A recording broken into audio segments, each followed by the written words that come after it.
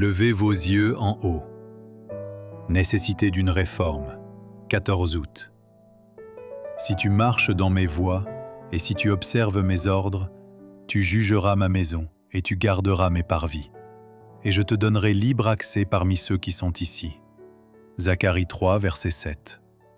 L'avenir de l'Église dépend des efforts entrepris par ses membres pour comprendre le caractère coupable de l'égoïsme et de leur bonne volonté à prendre le remède qui les guérira de leur maladie.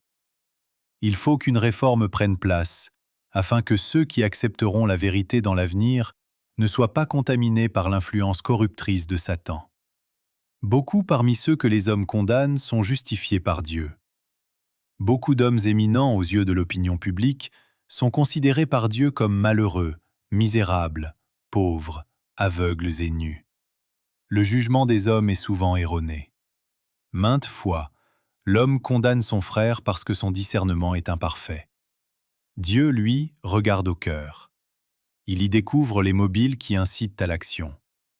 Dieu nous suggère la question : devrais-je agir ainsi ? Satan pousse l'homme à répondre par un oui catégorique. Le bien est un sujet loyal. Le pouvoir est un tyran arrogant, menant à la guerre, qui est le fléau de ce monde. Le bien est une représentation de l'homme parfait en Jésus-Christ. C'est la base de toute justice, de toute paix, l'huile dont sont remplis les vases divins. Il y a une œuvre à accomplir au sein des églises adventistes et qui n'a pas encore été entreprise. Les anges qui veillent sur nous attendent pour voir qui va prendre le travail en main dans l'esprit voulu. Que tous s'humilient devant Dieu et demandent grâce et sagesse. Qu'ils puissent comprendre en quoi ils ont violé sa sainte loi.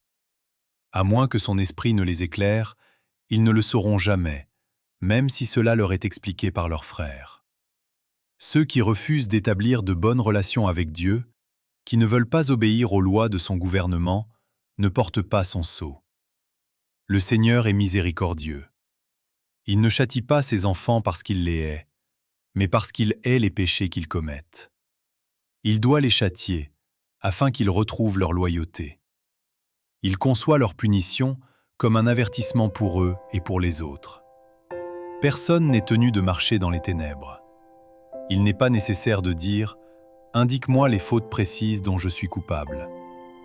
À ceux qui s'expriment ainsi, je transmets la parole du Seigneur. Cherchez dans la prière, et vous saurez. Si les avertissements et les réprimandes donnés dans la parole de Dieu et dans les témoignages de son esprit ne sont pas assez précis, quelles paroles seraient suffisamment claires pour provoquer un réveil et une réforme ?